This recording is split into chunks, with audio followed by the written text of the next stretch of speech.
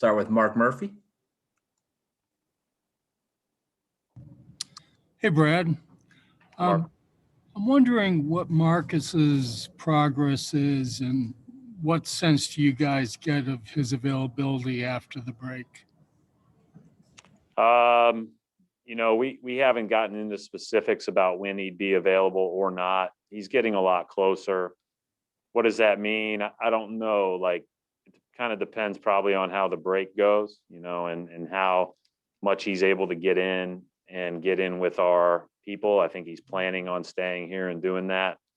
And then, how much you can actually do from a live standpoint to gear back up. The good news is in our first few days, I think we'll practice the Wednesday before we play Brooklyn, and then we got a couple of days before we play again. And we'll probably practice all 3 of those days, which would be a little bit unusual, but that should give him even more chance to practice. And so anytime after that, then I would assume that he'd probably be more ready than not having any practice time. Now, that said, I don't know if he'll be that advanced by the time we get back on the practice court.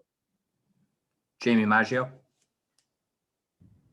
Hi, Coach. I was wondering if you could speak to your friendship and relationship with Ty Lue. You both acknowledged over the years that you will sometimes check in with each other during certain milestones and moments in your careers. Yeah, I just have a lot of respect for Ty. I don't know Ty as well as other members of our staff because he was here as an assistant with Doc. And so he worked with Jay Larinaga and Jamie Young and Brandon Bailey and Kenny Graves and others. So he's so well liked and has such a great reputation. I've just gotten to know him since we've both been head coaches, and I just can't say enough good things about him as a coach. I think he's got great perspective. He sees the game. He's got a great way of getting the most out of his teams. They get better late. I think he just has a feel for, pushing all the right buttons. And I got a lot of respect for him. I really like him, and happy he's back, on a sideline because, there's not many better coaches out there, if any. He's awfully good. Gary Washburn. Hey, Brad, I hate to ask you this question every time it happens, but I wanted to get your reaction to the firing of Lloyd Pierce. Yeah, I just said on Sean Grandy's thing, I think, first of all, we all get into coaching knowing the eventual outcome. That said, I can't think, again, like Lloyd is an unbelievable coach. And when I turn on their games, and they just beat us by 30 last week, but when I turn on their games, I learn something every time I watch his teams play. And then on top of that, the kind of person he is and the leader that he is and his impact on and off the court. Obviously I've communicated a little bit with Lloyd since the firing, but I think my 2 thoughts would be he can do whatever he wants next. He's going to be in high demand all around the NBA. And my second thought would be, I'm not sure people understand how hard winning is. It's just tough. Like, it's hard to win. And to build something long and sustainable takes patience and time, and it's not going to be linear. And so, I'm a big fan of Lloyd Pierce. Let's put it that way. Law Murray. Hey, Brad, last time that you faced the Clippers out here in LA, you started Daniel Tice, but then made a decision to quickly pull him. This is not about Tice. It's about the fact that over the last several years, I feel like you've been a lot more liberal about going away from your starting lineup, even the start second halves of games. It's not something that a lot of coaches do.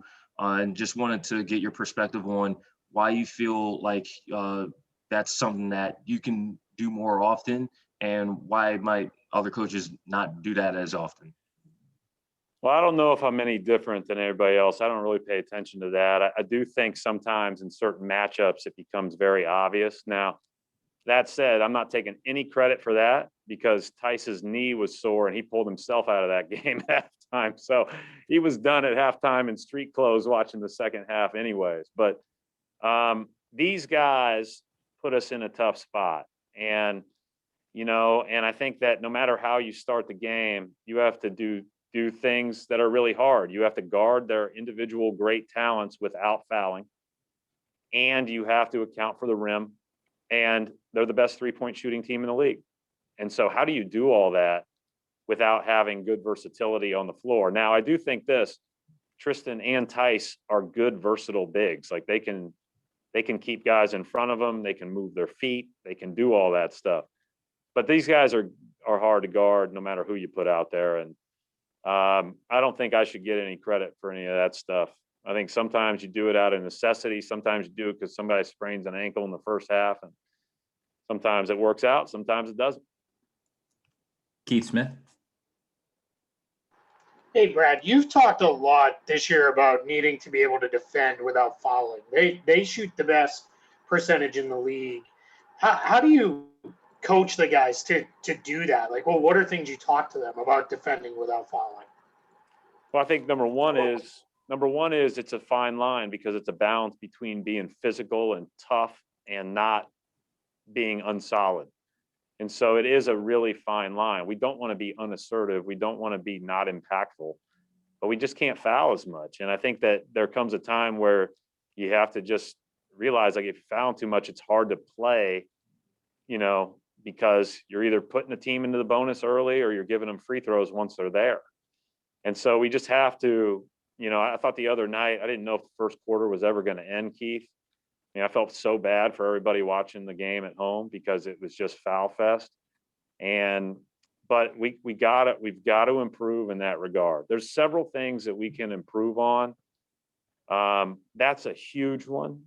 And I think that sometimes that's a function of, you know, guys want to make their impact on a game. Guys want to come out and show how aggressive they're going to be. And then all of a sudden you got 2 or 3 fouls and, you know, you got to play, you know, you're on edge a little bit the rest of the quarter because teams can take advantage of that.